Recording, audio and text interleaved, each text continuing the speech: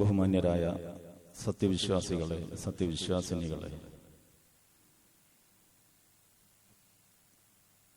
നമ്മുടെ ജീവിതത്തിൻ്റെ മുഴുവൻ രംഗങ്ങളിലും എല്ലാ ഇടപാടുകളിലും സകല വ്യവഹാരങ്ങളിലും അടക്കം, അനക്കം, ഇണക്കം തുടങ്ങി മാനസികവും ശാരീരികവും സാമ്പത്തികവുമായി നമ്മൾ ഏർപ്പെടുന്ന സർവകാര്യങ്ങളിലും നമ്മുടെ റബ്ബിന്റെ റിള, നമ്മുടെ യഥാർത്ഥ യജമാനന്റെ തൃപ്തി കരസ്ഥമാക്കുക എന്നുള്ളതാവണം ജീവിതത്തിന്റെ ലക്ഷ്യം. അതനുസരിച്ച് നമ്മുടെ എല്ലാ കാര്യങ്ങളെയും ക്രമീകരിക്കുന്നതിൽ ജാഗ്രത പുലർത്തണം. ഓരോ കാലടി മുന്നോട്ട് വെക്കുമ്പോഴും ഇതുകൊണ്ടെൻ്റെ റബ്ബിന്റെ തൃപ്തി എനിക്ക് നേടിയെടുക്കാൻ കഴിയുമോ, അതല്ല അവന്റെ ശാപകോപങ്ങൾക്ക് ഞാൻ വിധേയനാകുമോ എന്നുള്ള ഒരു വിചാരം നമ്മുടെ മനസ്സിൽ ഉണ്ടാവണം. ഇതെല്ലാമാണ് തഖ്വ. ഈ തഖ്വയാണ് നമ്മുടെ ജീവിത വിജയത്തിന്റെ, ഇഹലോകത്തും നാളെ പരലോകത്തും നമ്മൾ വിജയത്തിന് അർഹരാകുന്നതിന്റെ ഏക മാനദണ്ഡം എന്ന് നമുക്കെല്ലാവർക്കും ഓർമ്മ വേണം. താൽക്കാലികമായ കാര്യലാഭങ്ങൾക്കും സുഖസൗകര്യങ്ങൾക്കും വേണ്ടി ഈ തഖ്വയുടെ ഉൾവിളിയെ അവഗണിക്കരുത്. സർവശക്തനായ നാഥൻ യഥാർത്ഥ മുത്തക്കികളിൽ ഉൾപ്പെടുത്തി നമ്മെ അനുഗ്രഹിക്കുമാറാവട്ടെ. തഖ്വ ജീവിതത്തിൽ ശീലിക്കുന്നതിനു വേണ്ടി നമ്മൾ നടത്തിക്കൊണ്ടിരിക്കുന്ന, വിശേഷിച്ചും ഈ റമദാനിന്റെ രാപ്പകലുകളിൽ നമ്മൾ നടത്തിക്കൊണ്ടിരിക്കുന്ന എല്ലാ നല്ല ശ്രമങ്ങളും റഹ്മാനായ റബ്ബ് നമ്മളിൽ നിന്ന് കബൂൽ ചെയ്യുമാറാവട്ടെ. അള്ളാഹുവിന്റെ മഹത്തായ അനുഗ്രഹത്താൽ ഒരു റമദാനിനെ കൂടി സ്വീകരിക്കാനും അതിലൂടെ നമ്മുടെ ജീവിതത്തെ കുറെ കൂടി ശുദ്ധീകരിക്കാനും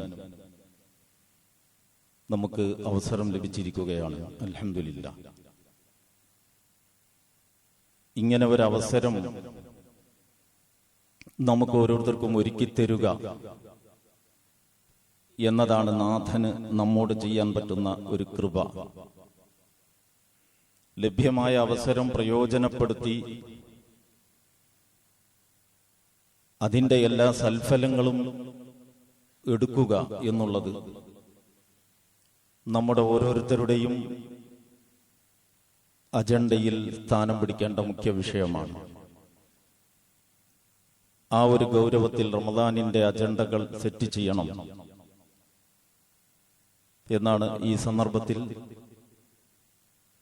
ഉണർത്താനുള്ളത്. നോമ്പിന്റെ പ്രാധാന്യവും നോമ്പിന്റെ ഫലങ്ങളും പറയുന്ന ഹദീസുകളെല്ലാം പരിശോധിച്ചാൽ നോമ്പ് സ്വന്തം നിലക്ക് പ്രതിഫലാർഹമാകുന്ന ഒരു കർമ്മമാണ് എന്നതോടൊപ്പം നമ്മുടെ ജീവിതത്തിന്റെ ശുദ്ധീകരണത്തിൽ, വരാനുള്ള ജീവിതത്തിന്റെ ശുദ്ധീകരണത്തിൽ മാത്രമല്ല, വരാനുള്ള ജീവിതത്തിന്റെ ശുദ്ധീകരണത്തിൽ നോമ്പിനെ നമ്മൾ സ്വീകരിച്ചത് സത്യസന്ധമാണെങ്കിൽ ആ നോമ്പ് വരാനുള്ള ജീവിതത്തിൽ നമുക്ക് വഴി വെളിച്ചമാകും. നോമ്പിനെ നമ്മൾ സ്വീകരിച്ചത് പല പ്രശ്നങ്ങളും മൂടിവെച്ചുകൊണ്ടാണെങ്കിൽ, പല സംഗതികളോടും രാജിയായിക്കൊണ്ടാണെങ്കിൽ, പല സമ്പ്രദായങ്ങളും കൈയൊഴിക്കാതെയാണെങ്കിൽ, പല കൂട്ടുകെട്ടുകളും തൽക്കാലത്തേക്ക് നിർത്തിവെച്ചുകൊണ്ട് മാത്രമാണെങ്കിൽ, പല ഇടപാടുകളും റമദാൻ കഴിഞ്ഞിട്ട് തുടരാം എന്ന മനോഭാവത്തിലാണെങ്കിൽ, അത്തരക്കാർക്ക് ഈ റമദാൻ ഭാവിയിൽ വഴിവെളിച്ചമാവാൻ ഒരു സാധ്യതയുമില്ല. അത് റസൂലുള്ളാഹി സ്വല്ലല്ലാഹു അലൈഹി വസല്ലമ തന്നെ നമുക്ക് മുന്നറിയിപ്പ് നൽകിയിട്ടുള്ളതാണ്. മോശമായ വാക്കും അതനുസരിച്ചുള്ള പ്രവൃത്തിയും ഉപേക്ഷിക്കാത്തവൻ നോമ്പ് എടുക്കണം, അല്ലെങ്കിൽ അന്നപാനീയങ്ങൾ ഒഴിവാക്കണം എന്ന് അള്ളാഹുവിന് യാതൊരാവശ്യവുമില്ല എന്നും ഹദീസിൽ വ്യക്തമാക്കപ്പെട്ടിട്ടുണ്ട്. അപ്പൊ പ്രിയമുള്ളവരെ, ഈ നോമ്പിനെ പറ്റിയുള്ള ഹദീസുകളൊക്കെ പരിശോധിക്കുമ്പോൾ നമുക്ക് കാണാൻ കഴിയുന്ന ഒരു കാര്യം, നോമ്പ് നമ്മുടെ ഭാവിയിലേക്കുള്ള യാത്രയിൽ ഒരു വഴിവെളിച്ചമാകും എന്ന് മാത്രമല്ല, നമ്മുടെ കഴിഞ്ഞകാല ജീവിതത്തിന്റെ രേഖകൾ ശുദ്ധീകരിക്കുന്നതിന് പലവിധങ്ങളായ അവസരങ്ങൾ നമുക്കൊരുക്കി തരും എന്നുകൂടിയാണ്. ആദ്യം പറഞ്ഞതിനേക്കാൾ ഗൗരവം ഈ രണ്ടാമത് പറഞ്ഞതിനുണ്ട്. ആദ്യം പറഞ്ഞ കാര്യം ഭാവിയിൽ വരാനിരിക്കുന്ന കാര്യമാണ്. നമ്മൾ കുറെ അധികം മനസ്സ് വെച്ചാൽ നമുക്ക് ഓരോരുത്തർക്കും സാധ്യമാകുന്ന അത്ര സൂക്ഷ്മത പുലർത്താൻ തീരുമാനിച്ചാൽ നമ്മുടെ ഭാവിയെ നന്നാക്കിയെടുക്കാൻ കഴിയും എന്നതിൽ രണ്ടഭിപ്രായം ഉണ്ടാവാൻ വകയില്ല. നേരെ മറിച്ച് സംഭവിച്ചു പോയ കുറെ വിഷയങ്ങളുണ്ട്. 40, 50, 60, 70 വർഷം ഈ ഭൂമിയിൽ ജീവിച്ച ഒരാൾ അയാളുടെ ജീവിതത്തിന്റെ ഒരു കോണും മങ്ങലേറ്റു പോകാതെ, അയാളുടെ നടപടിക്രമങ്ങളുടെ ഒരു സ്റ്റെപ്പും വിട്ടുപോകാതെ, അയാളുടെ ഇടപാടുകളുടെ ഒരു കണക്കും ഒഴിവാക്കപ്പെടാതെ സകലതും പഴുതടച്ച് റെക്കോർഡ് ചെയ്യുന്നതിനുള്ള സംവിധാനം റബ്ബ് ഒരുക്കി വെച്ചിട്ടുണ്ട്. ഈ ആശയം പല സന്ദർഭങ്ങളിൽ റമദാനിനോടനുബന്ധിച്ച് ഞാൻ എന്റെ സഹപ്രവർത്തകരുമായിട്ട് പങ്കുവെച്ചു വന്നിട്ടുള്ളതാണ്. വിശുദ്ധ ഖുർആനിൽ അതിന്റെ വിസ്താരത്തോടെ നിങ്ങൾക്ക് കാണാൻ പറ്റും. എന്ന് പറഞ്ഞാൽ ഒരു വളരെ ഉന്നത നിലവാരത്തിലുള്ള ഒരു ഫിലിം തയ്യാറാക്കുന്നതിന് വേണ്ടി ഒരു വീഡിയോ റെക്കോർഡിംഗ് നടക്കുകയാണെങ്കിൽ ആ കഥാപാത്രങ്ങളുടെ മുഖഭാവങ്ങൾ അങ്ങനെ തന്നെ ഒപ്പിയെടുക്കുന്നതിന് ഏതെങ്കിലും ഭാഗത്തു നിന്നും നിഴല്, വേറെ ഒരു ഭാഗത്തു നിന്നും മറവ്, ക്യാമറയുടെ ഫോക്കസ് വേണ്ടത്ര ലഭ്യമാകാത്ത അവസ്ഥ, കഥാപാത്രം സ്ഥാനത്ത് നിന്നൊരൽപ്പം അപ്പുറത്തേക്കും മാറുമ്പോഴേക്ക് ഫോക്കസ് നഷ്ടപ്പെടുന്ന പ്രശ്നം, ഇത്യാദി വിഷയങ്ങളൊന്നും സാധാരണഗതിയിൽ സംഭവിക്കുകയില്ല. അതിന്റെ സാധ്യതകളൊക്കെ പഠിച്ച്, അതിന്റെ പ്രശ്നങ്ങളൊക്കെ മനസ്സിലാക്കി, അതിന്റെ പരിഹാരങ്ങളൊക്കെ കണ്ടെത്തി, അതൊക്കെ സജ്ജമാക്കി വെച്ചിട്ടാണ് പ്രൊഫഷണൽ സ്വഭാവത്തിലുള്ള ഷൂട്ടിംഗ് നടത്തുന്നത്. പക്ഷേ ആ കഥാപാത്രങ്ങളെ നിർത്തിയവരോ ആ കഥാപാത്രങ്ങളുടെ ചലനങ്ങൾ ഒപ്പിയെടുക്കുന്നവനോ അല്ല നമ്മളെ ഇവിടെ രംഗത്ത് നിർത്തിയിട്ടുള്ളതും നമ്മുടെ ചലനങ്ങൾ ഒപ്പിയെടുക്കുന്നതും എന്ന് നമ്മൾ മനസ്സിലാക്കണം. നമ്മുടെ ജീവിതത്തിന്റെ ഓരോ അനക്കവും ഓരോ അടക്കവും ഒപ്പിയെടുക്കുന്നതിന് പടച്ചതമ്പുരാൻ വെച്ച നിർമ്മിച്ചു വെച്ച സജ്ജീകരിച്ചു വെച്ച സംവിധാനങ്ങളെ പറ്റി വിശുദ്ധ ഖുർആനിലൂടെ തന്നെ അവൻ നമ്മെ അടിക്കടി ഉണർത്തിക്കൊണ്ടിരിക്കുന്നുണ്ട്. അങ്ങനെ നോക്കുമ്പോൾ നമ്മുടെ ഭൂമി നമ്മുടെ ജീവിതം റെക്കോർഡാക്കിക്കൊണ്ടിരിക്കുന്നുണ്ട്. ആ ഭൂമിയുടെ മുഴുവൻ റെക്കോർഡുകളും അതിന്റെ നാഥൻ ഒരു ഓർഡർ ഇടുന്ന മുറക്ക് ഭൂമി വലിച്ചു പുറത്തിടും എന്ന് സൂറത്തു സിൽസാൽ എന്ന് പറയുന്ന അധ്യായത്തിൽ അല്ലാഹു സുബ്ഹാനഹു വ തആല മുന്നറിയിപ്പ് നൽകുന്നുണ്ട്. ഇദാ സുൽസിലത്തിൽ അർദു സിൽസാലഹ വ അഖ്റജത്തിൽ അർദു അഖ്ബാറഹ. ഈ രീതിയിൽ ഭൂമി അതിന്റെ വിവരങ്ങൾ ആ റബ്ബിന്റെ ഓർഡർ ഉണ്ടാകുന്ന മുറക്ക് യൗമഇദിൻ തുഹദ്ദിസു അഖ്ബാറഹ ബിഅന്ന റബ്ബക ഔഹാലഹ. നാഥന്റെ ആജ്ഞയെ അനുസരിച്ചുകൊണ്ട് ഓർഡറിനെ കേൾക്കേണ്ട താമസം ഭൂമി അതിന്റെ മുഴുവൻ റെക്കോർഡുകളും അവിടെ ഹാജരാക്കും. അപ്പൊ ഭൂമി ഒരു മനുഷ്യന്റെ ജീവിതത്തെ റെക്കോർഡാക്കുന്നതിൽ സുപ്രധാനമായ ഒരു പങ്ക് വഹിക്കുന്നു എന്നാണ് റസൂലുള്ളാഹി സ്വല്ലല്ലാഹു അലൈഹി വസല്ലമ അതിന്റെ വിശദീകരണങ്ങൾ ഹദീസുകളിലൂടെ നമ്മെ പഠിപ്പിച്ചിട്ടുണ്ട്. ഫഅൽതു ബി കദാ വ കദാ, ഇന്നവൻ എന്റെ ഇന്ന ഭാഗത്ത് വെച്ച് ഇന്ന പ്രകാരം ചെയ്തു എന്ന് ഭൂമി അവിടെ സംസാരിക്കുമെന്നാണ്.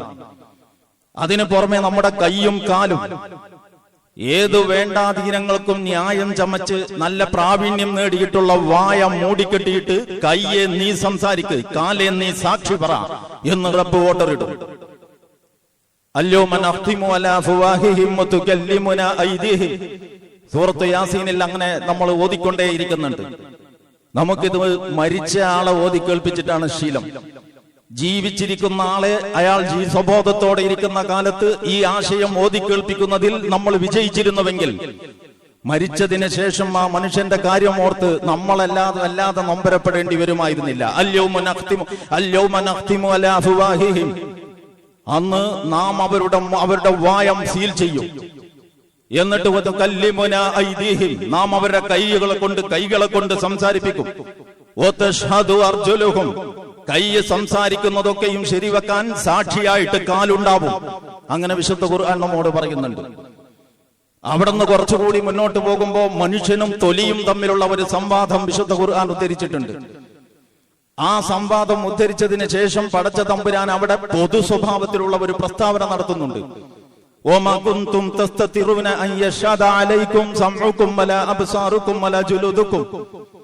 നിങ്ങളൊരു അരുതാത്ത കാര്യത്തിൽ ഏർപ്പെടുമ്പോ കണ്ണറിയണ്ട, കാതറിയണ്ട, തൊലി അറിയണ്ട എന്നൊന്നും വെക്കാറില്ല. കാരണം നാളെ ഈ കണ്ണോ കാതോ തൊലിയോ നിങ്ങൾക്കെതിരെ സാക്ഷി പറയും എന്ന് നിങ്ങളൊട്ടും വിചാരിച്ചിട്ടില്ല. പക്ഷെ പരലോകത്ത് കണ്ണ് സംസാരിക്കാൻ തുടങ്ങി, കാത് സംസാരിക്കാൻ തുടങ്ങി, തൊലി ഇയാൾക്കെതിരെ സാക്ഷി പറഞ്ഞുകൊണ്ട് രംഗത്ത് വന്നു. അയാള് ചൂടായി, നീയും എനിക്കെതിരെ തിരിഞ്ഞോ, നീ ഇപ്പൊ എന്താ വിചാരിച്ചത് എന്ന മട്ടിൽ. ഇതൊക്കെ ഖുർആൻ ഉദ്ധരിച്ചു വെച്ചത് നിങ്ങൾക്ക് കാണാൻ കഴിയും. ഈ പറഞ്ഞ സാക്ഷ്യങ്ങൾക്കും ഈ റെക്കോർഡിംഗ് സംവിധാനങ്ങൾക്കും പുറമെ റഖീബ് അതീദ് എന്ന രണ്ട് മാലാഖമാർ രേഖപ്പെടുത്താതെ, രണ്ട് മലക്കുകൾ റെക്കോർഡാക്കാതെ നമ്മളൊരു വാക്കും ഒരക്ഷരവും ഉരിയാടുന്നില്ല എന്ന് ഖുർആൻ വേറെ പറയുന്നുണ്ട്. അതിനും പുറമെയാണ് രാജാതിരാജനായ റബ്ബ് വഇൻദഹു മഫാത്തിഹുൽ ഗൈബി ലാ യഅലമുഹാ ഇല്ലാ ഹു വയഅലമു മാ ഫിൽ ബർരി വൽ ബഹർ വമാ തസ്കുതു മിൻ വറഖത്തിൻ ഇല്ലാ യഅലമുഹാ വലാ ഹബ്ബത്തിൻ ഫീ ളുലുമാത്തിൽ അർളി വലാ റത്ബിൻ വലാ യാബിസിൻ ഇല്ലാ ഫീ കിതാബിൻ മുബീൻ. എല്ലാ രഹസ്യങ്ങളുടെയും താക്കോലുകൾ അവന്റെ കയ്യിലാണ്. വഇൻദഹു മഫാത്തിഹുൽ ഗൈബി ലാ യഅലമുഹാ ഇല്ലാ ഹു, അവനല്ലാതെ വേറൊരാൾക്കും അതറിയില്ല. കരയിലും കടലിലുമുള്ള എല്ലാം, ഭൂമി എന്ന് പറഞ്ഞാൽ അതാണ്, കരയും കടലും, വേറെ സ്ഥലമില്ല, അതെല്ലാം അവൻ അറിയാം.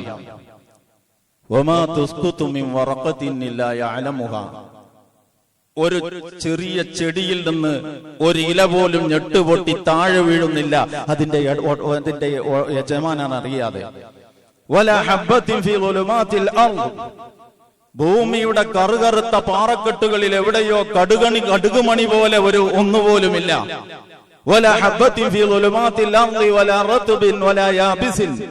ഉണക്കയോ ഉണങ്ങിയതോ പച്ചയോ ആയ യാതൊന്നുമില്ല. ഇല്ലാ ഫി കിതാബിൻ മുബീൻ. ഈ രാജാതിരാജന്റെ കൈവശം വിചാരണാവേളയിൽ കാര്യങ്ങളുടെ അടിസ്ഥാനമായി അവലംബിക്കുന്ന ഗ്രന്ഥത്തിൽ ഇടം പിടിച്ചിട്ടല്ലാതെ എന്നാണ് പറഞ്ഞതിന്റെ അർത്ഥം. ഈ രാജാവിന്റെ അധ്യക്ഷതയിൽ ഒരു മഹാസമ്മേളനം നടക്കും. ആ സമ്മേളനത്തിന് വേണ്ടിയിട്ട് ലോകത്ത് ഇന്നോളം കണ്ടിട്ടില്ലാത്ത വലിയ സമ്മേളന നഗരി സജ്ജമാക്കും. ഖുർആനിലുള്ളതാ. അപ്പൊ ആളുകൾ ചോദിക്കും, പർവ്വതങ്ങളും മലകളും. അള്ളാഹ് തന്നെ മറുപടി പറയുന്നു, എന്റെ റബ്ബ് ഈ കുന്നുകളെയും മലകളെയും ഒക്കെ പൊടിപൊടിച്ച് പറപറത്തും. അങ്ങനെ നീണ്ട് പരന്ന് വിശാലമായി കിടക്കുന്ന ഒരു വലിയ നഗരി സജ്ജമാക്കും. കയറ്റവും ഇറക്കവും വളവും ചെരിവും ഒന്നും നിങ്ങൾ എല്ലാവരും നിന്നാലും നേർക്ക് നേരെ എല്ലാവരെയും കാണാവുന്ന വിധം വലിയ നഗരി. അങ്ങനെ ഒരു വേദിയിൽ നമ്മുടെ ഈ നേരത്തെ പറഞ്ഞ സംവിധാനങ്ങളിലൂടെ മുഴുവൻ റെക്കോർഡാക്കപ്പെട്ട ഈ രേഖയുണ്ടല്ലോ, നമ്മുടെ ജീവിതത്തിന്റെ രേഖ, അത് പ്രദർശിപ്പിക്കപ്പെടും. അങ്ങനെ ഒരു നാൾ ഇത് പ്രദർശിപ്പിക്കപ്പെടും. രാജാതിരാജന്റെ അധ്യക്ഷതയിൽ രാജാതിരാജന്റെ അധ്യക്ഷതയിൽ മുഴുവൻ മലായിക്കത്തുകളുടെയും സന്നിധാനത്തിൽ, അമ്പിയാക്കളുടെ, സുഹദാക്കളുടെ, സാലിഹീങ്ങളുടെ, സിദ്ദീഖുകളുടെ, എല്ലാ മനുഷ്യരുടെയും സന്നിധാനത്തിൽ ഇതൊരു നാൾ പ്രദർശിപ്പിക്കപ്പെടും. അതാണ് റമദാനിനെ കുറിച്ച് ചിന്തിക്കുമ്പോൾ നമ്മൾ ഓർക്കേണ്ടത്. ഇതൊരു നാൾ പ്രദർശിപ്പിക്കപ്പെടും. അവിടെ വരെ ഈ റെക്കോർഡ് ഇങ്ങനെ കെട്ടിപ്പൂട്ടി കൊണ്ടുപോകണോ? അതല്ല, ഇതിന് ലഭ്യമാകുന്ന ഒന്നാമത്തെ അവസരത്തിൽ സാധ്യമാകുന്ന അത്ര ഇത് ക്ലിയർ ചെയ്യണോ? ഇത് ശുദ്ധീകരിക്കണോ? അതാണ് റമദാനിന്റെ ഏറ്റവും വലിയൊരു പ്രത്യേകത. മൻ സാമ റമദാന ഈമാനൻ വഹ്തിസാബൻ ഗുഫിറ ലഹു മാ തഖദ്ദമ മിൻ ദംബിഹി. റമദാനിൽ ഒരാൾ മൻ സാമ റമദാനിൽ ഒരാൾ നോമ്പെടുത്താൽ ഈമാനൻ വഹ്തിസാബൻ, അള്ളാഹുവിന്റെ ആജ്ഞാനുസാരമാണ് ഞാൻ ഈ നോമ്പെടുക്കുന്നതെന്നും അള്ളാഹുവിന്റെ പ്രീതിക്ക് വേണ്ടിയാണ് ഈ നോമ്പിൽ ഞാൻ ഏർപ്പെട്ടിട്ടുമുള്ളത് എന്ന ബോധത്തോടെ, അല്ലാതെ ഇങ്ങനെയും പട്ടി വന്നിട്ടൊരു കാര്യമില്ല. ഇല്ലല്ലദീന ആമനു വഅമിലു സ്വാലിഹാത്ത് എന്ന് പറയുന്നത് അതിനാണ്. എന്റെ നാഥന്റെ ഓർഡറാണ്, എന്റെ ഇഷ്ടമല്ല. ഇത് my body is my choice, അല്ലെങ്കിൽ my body is my right എന്നത് മുദ്രാവാക്യമായ തലമുറകളുടെ കാലമാണ്. എന്നിട്ട് അപ്പുറവും തിരിയാതെ ജീവിതത്തെക്കുറിച്ച് അതിന്റെ ഗൗരവതരമായ ഒരു വശങ്ങളെയും സംബന്ധിച്ച് ചിന്തിക്കാതെ കൗമാരക്കാരികൾ എങ്ങോണ്ടെന്നില്ലാതെ പുറപ്പെടുന്ന ഒരു ദുനിയാവിലാണ് നമ്മളുള്ളത്. ഓരോ ദിവസവും നമ്മൾ കേട്ടുകൊണ്ടിരിക്കുന്നത് വളരെ വളരെ ആശങ്കപ്പെടുത്തുന്ന വാർത്തകളാണ്. നമ്മുടെ ഈ മുസ്ലിം ഉമ്മത്തിന് ഈ ജാഹിലിയത്തിന്റെ കുലം കുത്തിവഴുക്കൽ നമ്മളുടെ തനത് സംസ്കാരത്തിൽ പ്രതിരോധിച്ച് നിലനിൽക്കാനുള്ള മുഴുവൻ ശേഷിയുമുണ്ട്. നമ്മൾ യഥാർത്ഥ വിശ്വാസികളാണെങ്കിൽ ആ ശേഷി ചോർന്നു പോകുമ്പോഴേക്ക് വീണ്ടും റമദാൻ വരുന്നുണ്ട്. എന്റെ ഇഷ്ടം, അവിടെ ഞാൻ പോയത് എന്ന് പറഞ്ഞാൽ, ഞാൻ ഈ നോമ്പെടുക്കുന്നത്, എന്റെ ദാഹത്തെ ഞാൻ നീക്കിവെച്ചത്, എന്റെ വിശപ്പ് അവഗണിക്കാം എന്ന് കണ്ടത്, എന്റെ മറ്റാഗ്രഹങ്ങളൊന്നും ഇപ്പോ സാക്ഷാത്കരിക്കപ്പെടേണ്ട എന്ന് ഞാൻ തീരുമാനിച്ചത് എന്റെ റബ്ബിന്റെ നിശ്ചയം അതായതുകൊണ്ടാണ്. റമദാനിന്റെ പകലിൽ ദമ്പതികൾ തമ്മിൽ നോമ്പുകാരായിരിക്കെ ശാരീരിക ബന്ധത്തിൽ ഏർപ്പെട്ടാൽ, അന്യ സ്ത്രീയുമായിട്ടല്ല, സ്വന്തം ഇണയുമായിട്ട് റമദാനിന്റെ പകലിൽ ശാരീരിക നോമ്പുകാരനായിരിക്കെ ശാരീരിക ബന്ധത്തിൽ ഏർപ്പെടുകയാണെങ്കിൽ അതിന്റെ കഫാറത്ത് ഒന്നുകിൽ ഒരു അടിമയെ മോചിപ്പിക്കണം, അല്ലെങ്കിൽ 2 മാസം തുടർച്ചയായിട്ട് നോമ്പെടുക്കണം, അതുമല്ലെങ്കിൽ 60 അഗതികൾക്ക് അന്നം കൊടുക്കണം. അപ്പൊ അത്രയും ഗൗരവമുണ്ട്. എന്ന് പറഞ്ഞാൽ തുല്യതയില്ലാത്ത ഒരു ഓർഡറാണ് ഇത്. അള്ളാഹുവിന്റെ നാമത്തിൽ നമുക്ക് ഇണയാക്കപ്പെട്ടവളാണ്. അള്ളാഹു ഇന്ന ആഹാരങ്ങൾ നമുക്ക് നിഷിദ്ധമാക്കി, ഇന്നതൊക്കെ അനുവദിച്ചു. നമ്മൾ ഈ അനുവദിച്ചതേ എടുക്കുന്നുള്ളൂ. അനുവദിക്കപ്പെട്ട ഇണ പോലും നിങ്ങൾക്കൊരു നിശ്ചിത സമയത്ത് നിഷിദ്ധമാണ്. അനുവദിക്കപ്പെട്ട വെള്ളവും ആഹാരവും നിങ്ങൾക്ക് നിഷിദ്ധമാണ്. അനുവദിക്കപ്പെട്ടതും നിങ്ങൾ അധ്വാനിച്ച് ഉണ്ടാക്കിയതുമായ തികച്ചും ഹലാലായ ഭക്ഷണ പദാർത്ഥങ്ങൾ ഒരു നിശ്ചിത സമയം മുതൽ ഒരു നിശ്ചിത സമയം വരെ നിങ്ങൾക്ക് നിഷിദ്ധമാണ്. റബ്ബിന്റെ ഒരൊറ്റ ഓർഡറാണ്. ആ ഓർഡറിന് ഞാൻ വഴിപ്പെട്ടിരിക്കുകയാണ്. അവിടെ പിന്നെ വേറെ ചോദ്യമില്ല. ഇന്നമൽ മുഅ്മിനൂന അല്ലദീന ആമനൂ ബില്ലാഹി വറസൂലിഹി, നിശ്ചയമായും സത്യവിശ്വാസികളുടെ ഒരു ലക്ഷണം തന്നെ അതാണ്. ഈ എന്താണ്? ആ ഏത് കാര്യത്തിലേക്ക് അല്ലാഹുവും റസൂലും എവിടേക്ക് വിളിക്കുന്നോ ആ വിളിക്ക് ഉത്തരം നൽകുന്നതിൽ അവർക്ക് അശേഷം ആലോചിക്കാനില്ല. കേട്ടപാടെ, വിളിയാളം കേട്ടപാടെ, പള്ളിയിൽ നിന്ന് ബാങ്കൊലി കേട്ടപാടെ കുടിച്ചുകൊണ്ടിരിക്കുന്നത് എവിടെയോ അവിടെ വെച്ച് നിർത്തി. ഇപ്പൊ നമ്മളുടെ ഇന്നത്തെ ഈ പള്ളിയിൽ പല സമയത്ത് പല അർത്ഥത്തിൽ ബാങ്ക് കൊടുക്കുന്നത് എന്റെ ഈ പ്രയോഗത്തെ വെച്ചുകൊണ്ട് നിങ്ങൾ വിഷമിക്കണ്ട. അതിനെക്കുറിച്ച് എന്നോട് ചോദിക്കുന്നവരോട് ഞാൻ പറയാറുള്ളത്, പല പള്ളിയിലും പല സമയത്ത് ബാങ്ക് കൊടുക്കുന്നുവെങ്കിൽ നിങ്ങൾ ഏത് ബാങ്കാണോ ഏറ്റവും ഒച്ചത്തിൽ കേൾക്കുന്നത് അതാണ് നിങ്ങളുടെ ബാങ്ക് എന്ന് മനസ്സിലാക്കണം. ആ ബാങ്ക് കേൾക്കുമ്പോഴാണ് നോമ്പ് തുറക്കുന്നതെങ്കിൽ മറ്റേ ബാങ്ക് പള്ളിയിൽ നിന്ന് ബാങ്ക് കേൾക്കുമ്പോൾ അത്താഴം നിർത്താം പിന്നെന്ന് തീരുമാനിക്കുന്നത് ഉചിതമല്ല എന്നാണ് എന്റെ അഭിപ്രായം. കാരണം ഇതൊക്കെ ഷിആറുള്ളയാണ്.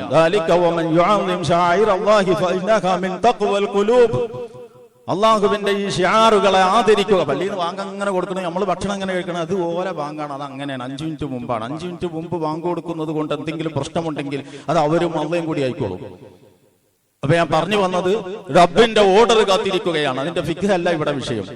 നമ്മൾ റബ്ബിന്റെ ഓർഡർ കാത്തിരിക്കുകയാണ്. രാജാതിരാജന്റെ ഓർഡറുകൾ കാത്ത് കോടാനുകോടികളായ പ്രജകൾ അങ്ങനെ നിൽക്കുകയാണ്. ഒരു ഓർഡർ കേൾക്കേണ്ട നിമിഷം എന്റെ പ്രിയപ്പെട്ടവൾ എനിക്ക് നിഷിദ്ധമായിരിക്കുകയാണ്. ഒരു ഓർഡർ കേൾക്കേണ്ട നിമിഷം ഞാൻ അധ്വാനിച്ചുണ്ടാക്കിയ ഭക്ഷണം എനിക്ക് കഴിക്കാൻ പറ്റില്ലെന്ന് വന്നിരിക്കുകയാണ്. അങ്ങനെ ശീലിപ്പിക്കപ്പെടുന്നവരാണ് നമ്മൾ. അതാണ് മൻ സാമ റമളാന ഈമാനൻ വഹ്തിസാബൻ, വിശ്വാസത്തോടും പ്രതിഫലേച്ഛയോടും എന്ന് പറയുന്നത് ഇതിന്റെ താല്പര്യം ഇതാണ്. ഞാൻ ഈ യജമാനന്റെ പ്രജയാണ്, കോടാനുകോടി ചരാചരങ്ങളിൽ സവിശേഷമായ അറിവും കഴിവുമുള്ള റബ്ബുൽ ഇസ്സത്തിന്റെ അടിമ. എനിക്ക് എന്റെ ഇഷ്ടമല്ല, എന്റെ റബ്ബിന്റെ ഇഷ്ടമാണ് പ്രധാനം. അവന്റെ വിളി വന്നു കഴിഞ്ഞാൽ പിന്നെ മറ്റൊരു ഉൾവിളിയും ഞാൻ പരിഗണിക്കില്ല. അതാണ് നോമ്പുകാരന്റെ ജാഗ്രത.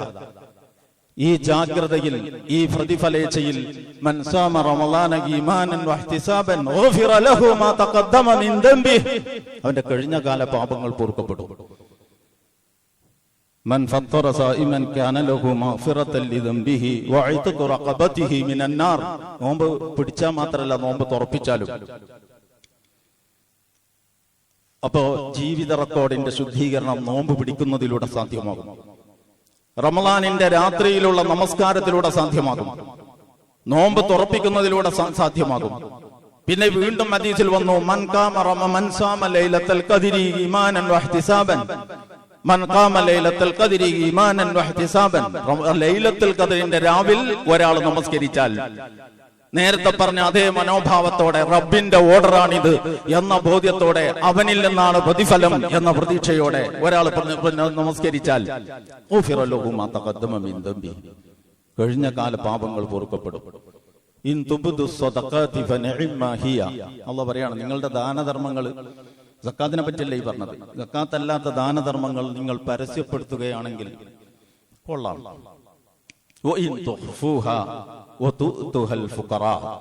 ഇനി നിങ്ങളത് രഹസ്യമാക്കി വെക്കുകയും ഏറ്റവും അർഹർക്ക് കൊടുക്കുകയും ചെയ്യുന്നുവെങ്കിൽ അതാണ് ഉത്തമം എന്ന് പറഞ്ഞിട്ട് പോയോ, ആ ദാനധർമ്മം നിങ്ങളുടെ ജീവിത റെക്കോർഡിന്റെ ശുദ്ധീകരണം സാധ്യമാക്കും. ഇത് റമളാനിൽ മാത്രമുള്ളതല്ല. അപ്പൊ നമ്മളിങ്ങനെ ജീവിച്ചുകൊണ്ടിരിക്കുകയാണ്. ജീവിതം റെക്കോർഡ് ചെയ്യാൻ അനിതര സാധാരണമായ സംവിധാനങ്ങൾ, സാധാരണഗതിയിൽ കേട്ട് ശീലമില്ലാത്തതും മനുഷ്യരുടെ പിടിയിൽ വഴങ്ങാത്തതുമായ സജ്ജീകരണങ്ങൾ റബ്ബ് ഒരുക്കി വെച്ചിരിക്കുകയാണ്. ഈ എല്ലാ ക്യാമറകളുടെയും മുന്നിലാണ് നമ്മുടെ നിൽപ്പ്. അതുകൊണ്ട് ഒരു ഭാവവും ഒപ്പിയെടുക്കപ്പെടാതെ പോകില്ല എന്ന് നിങ്ങൾ ഓർക്കണം. ഒരു ഭാവവും ഒപ്പിയെടുക്കപ്പെടാതെ പോവില്ല എന്ന് നിങ്ങൾ ഓർക്കണം. എന്നിട്ട് ഈ സാധുവിനെ അവിടെ നരകത്തിലിട്ട് കരിക്കലല്ല റഹ്മാനും റഹീമുമായ റബ്ബിന്റെ ഇഷ്ടം. അതുകൊണ്ട് അവൻ അവസരങ്ങൾ ഉണ്ടാക്കി വെച്ചിരിക്കുകയാണ്. സാധാരണ ജീവിതത്തിൽ തന്നെ അവസരം, റമളാൻ എന്ന് പറയുന്ന സവിശേഷ അവസരം, ആ അവസരം പ്രയോജനപ്പെടുത്തിയിട്ട് ഇത്രയും കാലത്ത് നമ്മുടെ ജീവിത റെക്കോർഡുകളിൽ നിന്ന്, നമ്മുടെ കൂടെയുള്ളതിൽ നിന്ന് എത്ര കണ്ട് ശുദ്ധീകരിക്കാൻ കഴിയുമോ അത്രയും ശുദ്ധീകരിക്കുന്നതിന് നമുക്ക് സാധിക്കണം. അതിൽ യാതൊരു അശ്രദ്ധയും അലംഭാവവും കാണിക്കരുത്.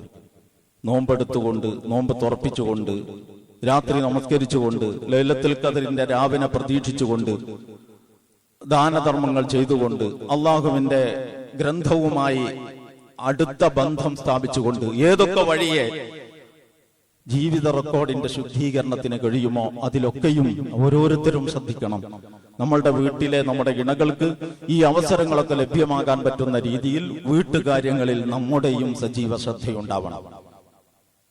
നോമ്പുറൊക്കെ വേണമെങ്കിൽ നടത്താൻ അത്യാവശ്യമുള്ളവർക്ക് അതിന്റെ വലുപ്പത്തിലും ചെറുപ്പത്തിലും ഒക്കെ. പക്ഷേ അതിന്റെ ഭാരം എല്ലാവരും ഒരുപോലെ പങ്കുവെച്ചു പോകണം. അവർക്കും ചൊല്ലാനും പറയാനും ഓതാനും നിസ്കരിക്കാനും അതാതിന്റെ കാര്യങ്ങൾ ഏർപ്പെടാനും കഴിയണം. വല്ലവന്റെയും കീഴിൽ ജോലി ചെയ്യുന്നവന് അവനൊരൽപ്പം ജോലിയിൽ ലഘൂകരണം കൊടുത്താൽ അയാൾക്ക് നാളെ അള്ളാഹു നാളെ ആഖിറത്തിൽ ഒരു ലഘൂകരണം അവന്റെ ഹിസാബിന്റെ കാര്യത്തിൽ കൊടുക്കും എന്ന ഒരാശയമുണ്ട്. അതൊക്കെ നമ്മൾ പരിഗണിക്കണം. ആ ഒരർത്ഥത്തിൽ ഈ റമളാൻ ഇങ്ങോട്ട് വരുന്നതോടുകൂടി നമ്മുടെ അജണ്ടകൾ മൊത്തം അങ്ങ് മാറിയിട്ട് റബ്ബിന്റെ ഇഷ്ടം, ഇത് മുഖ്യധാരയിലേക്ക് വരുന്ന ഒരു കാഴ്ചപ്പാടിലേക്ക് നമ്മൾ പോകണം. അതാണ് റമളാൻ അനുകൂലമായി സാക്ഷി നിൽക്കുന്നവരുടെ ലക്ഷണം. അള്ളാഹു റമളാൻ അനുകൂലമായി സാക്ഷി നിൽക്കുന്നവരിൽ നമ്മെ ഉൾപ്പെടുത്തുമാറാവട്ടെ. മറ്റ് ചില വശങ്ങളുണ്ട്, അതിനെ സംബന്ധിച്ച് മറ്റ് സന്ദർഭങ്ങളിൽ പറയാം.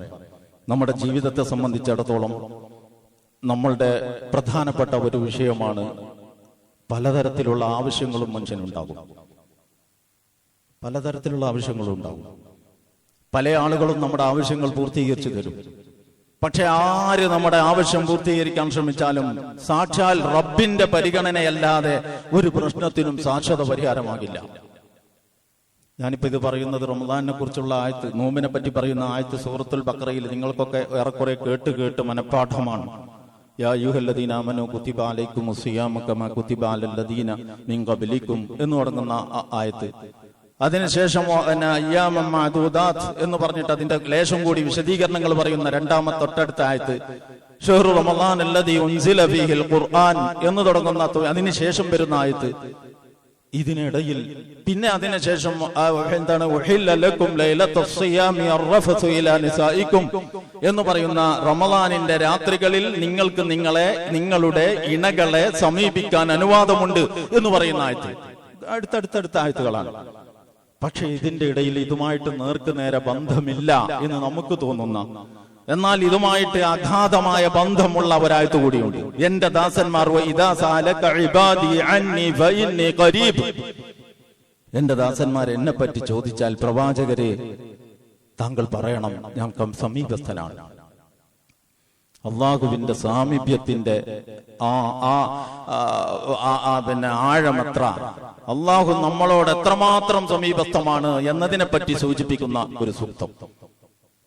അപ്പൊ റമളാനിൽ നമ്മൾ റബ്ബുമായിട്ട് കുറെ കൂടി അടുത്തിരിക്കുകയാണ്, മുമ്പുള്ള ആ ബന്ധമല്ല. അതുകൊണ്ട് ഓരോ സത്യവിശ്വാസിക്കും ധാരാളമായിട്ട് പ്രാർത്ഥിക്കണം. നമ്മൾ പൊതുവെ പ്രാർത്ഥനാശീലം കുറഞ്ഞ ആളുകളാണ്. നിസ്കാരം കഴിഞ്ഞിട്ട് ആവശ്യമൊന്നുമില്ലെങ്കിൽ ഈ സുന്നത്തിൽ സ്ഥിരപ്പെട്ട ഒരുപാട് പ്രാർത്ഥനകളും ദിക്റുകളും ഉണ്ട്. ഇത് പതിവായി ശീലമാക്കുന്നതിന് പകരം അത്യാവശ്യമുള്ളവർ പോകുന്നത് പോലെ ഒരാവശ്യവുമില്ലാത്തവരും ഇറങ്ങിപ്പോകുന്നു എന്ന് എന്നോട് മുൻപൊരിക്കൽ ഈ പള്ളിയോട് ചുറ്റിപ്പറ്റി കഴിയുന്ന ഒരു സഹോദരൻ പരാതിപ്പെട്ടു. അപ്പൊ ഞാൻ ചോദിച്ചു, ഒരാവശ്യമില്ലാതെയാണ് അയാൾ ഇറങ്ങിപ്പോണത്, നിങ്ങൾ ഇതിന്റെ അടിസ്ഥാനത്തിൽ അല്ല, അവിടെ പുറത്തിറങ്ങിയിരുന്ന വർത്തമാനം പറഞ്ഞത് ഞാൻ സ്ഥിരം കാണുന്നുണ്ട്. അത് ശരിയോ തെറ്റോ, ആ പറഞ്ഞത് ശരിയോ തെറ്റോ, ഈ ചെയ്തവർ ചെയ്തത് ശരിയോ തെറ്റോ, ഇതല്ല എന്റെ പ്രമേയം. നമസ്കാരം കഴിഞ്ഞിട്ടുണ്ടെങ്കിൽ നമസ്കാരത്തിന് ശേഷം സുന്നത്തിൽ സ്ഥിരപ്പെട്ട കുറെ പ്രാർത്ഥനകളുണ്ട്.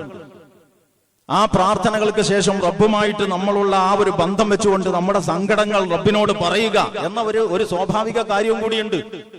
അത് നീട്ടി പറയാൻ സമയമില്ലെങ്കിൽ ചുരുക്കിയെങ്കിലും ഒരു പ്രാർത്ഥന, അറബിയിൽ സ്ഥിരമായി പഠിച്ചു വെച്ച ഒരു പ്രാർത്ഥനയായാൽ ആണെങ്കിൽ അതാവട്ടെ, അങ്ങനെ ഇല്ലാത്തവർ മലയാളത്തിൽ റബ്ബിനോട് പറയട്ടെ. ഇത് പൊതുവെ ശീലമാക്കണം. പക്ഷെ ഈ ശീലം പൊതുവെ കുറവാണ്. ഈ നമസ്കാര ശേഷം കൂട്ടായിട്ട് നടക്കുന്ന പ്രാർത്ഥന പ്രവാചകനിൽ നിന്ന് അപ്രകാരം റിപ്പോർട്ട് ചെയ്യപ്പെട്ടിട്ടില്ല എന്നതിന്റെ അടിസ്ഥാനത്തിൽ അത് അപ്രകാരം ആവർത്തിക്കുന്നില്ല എന്നതുകൊണ്ട് മാത്രം പ്രാർത്ഥിക്കാത്തവരായി നമ്മൾ മാറരുത്. പ്രാർത്ഥന ശീലമാക്കണം.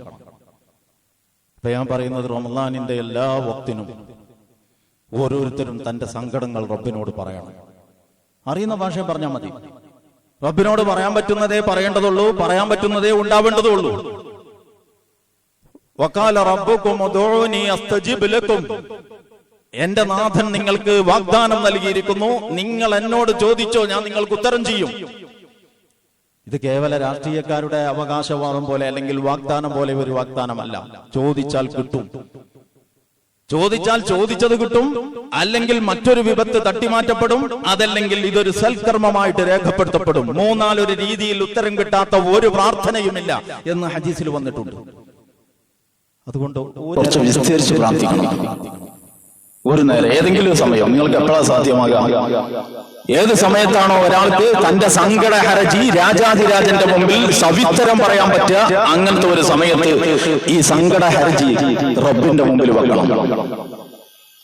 എല്ലാ കാര്യങ്ങളും ചെറുതും വലുതുമൊക്കെ റബ്ബിനോട് പറയാം, പരത്തി പറയാം. ഓരോ കാര്യവും, നമ്മുടെ ആരോഗ്യത്തിന്റെ വിഷയം, നമ്മുടെ മക്കളുടെ വിഷയം, നമ്മളുടെ ഇണകളുടെ വിഷയം, നമ്മളുടെ മക്കൾ വിദേശത്ത് ജോലിയുണ്ടെങ്കിൽ ജോലിയിലാണെങ്കിൽ അവരുടെ വിഷയം, അവരുടെ പഠനത്തിന്റെ പ്രശ്നം, കിണറ്റിലെ വെള്ളത്തിന്റെ കാര്യം, വളർത്തുമൃഗങ്ങളുടെ കാര്യം, പുതിയ തുടങ്ങിയ സംരംഭങ്ങളുടെ കാര്യം, ഇങ്ങനെ എന്തൊക്കെ വിഷയങ്ങളുണ്ട് എല്ലാം റബ്ബിനോട് പറയാം.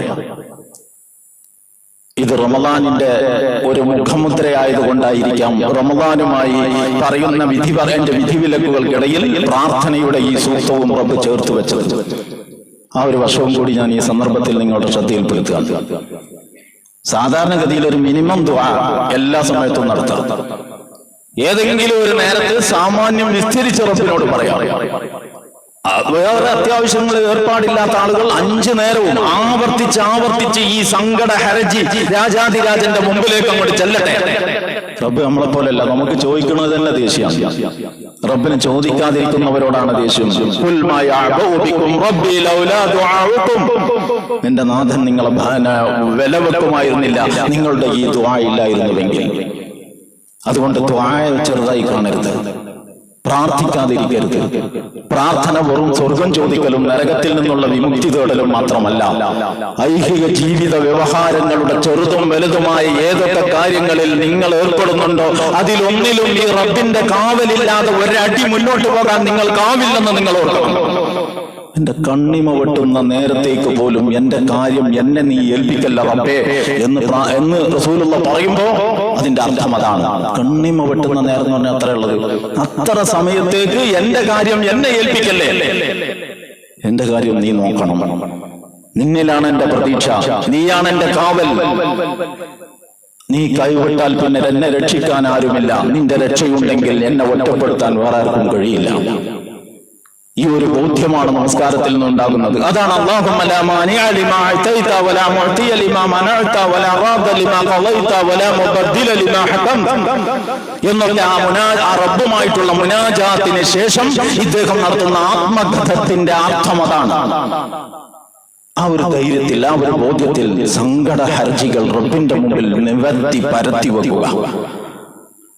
മൂന്നാലൊരു രീതിയിൽ അവനത് പരിഗണിക്കും എന്ന ഉറച്ച ബോധ്യത്തോടെ അള്ളാഹു അനുഗ്രഹിക്കുമാറാവട്ടെ. പടച്ചവനെ ഈ റമദാൻ അനുകൂലമായി സാക്ഷി പറയുന്ന ആളുകളുടെ കൂട്ടത്തിൽ ഞങ്ങൾ ഉൾപ്പെടുത്തണേ റബ്ബേ. ഞങ്ങളിൽ നിന്ന് സംഭവിച്ചു പോയ വീഴ്ചകളും പോരായ്മകളും തെറ്റുകുറ്റങ്ങളും ശുദ്ധീകരിച്ചെടുക്കാനുള്ള ഞങ്ങളുടെ ഈ ശ്രമത്തെ നീ അനുഗ്രഹിക്കുകയും ഞങ്ങളിൽ നിന്ന് സ്വീകരിക്കുകയും ചെയ്യണേ നാഥ. പടച്ചവനെ, ഞങ്ങളോട് ദുആ കൊണ്ട് വസിയത്ത് ചെയ്തവരുടെയും ഞങ്ങളുടെ വേണ്ടപ്പെട്ടവരുടെയും ഞങ്ങളുടെ പ്രിയ മാതാപിതാക്കളുടെയും എല്ലാ പാപങ്ങളും നീ പുറത്തു കൊടുക്കണേ അല്ലാഹ്. അവരിൽ നിന്ന് ആരെയൊക്കെ നീ തിരിച്ചു വിളിച്ചോ അവരോട് നീ കരുണ കാണിക്കണേ അല്ലാഹ്. അവരുടെ അമലുകൾ സ്വീകരിക്കണേ നാഥ. അവരുടെ തെറ്റുകൾ പുറത്തു കൊടുക്കണേ അല്ലാഹ്. അവരെയും ഞങ്ങളെയും നിന്റെ ജന്നാത്തുൽ ഫിർദൗസിൽ ഉൾപ്പെടുത്തി അനുഗ്രഹിക്കണേ തമ്പുരാനെ. أقول قولي هذا أستغفر الله لي ولكم ولجميع المؤمنين والمؤمنات أستغفروه إنه هو الغفور الرحيم.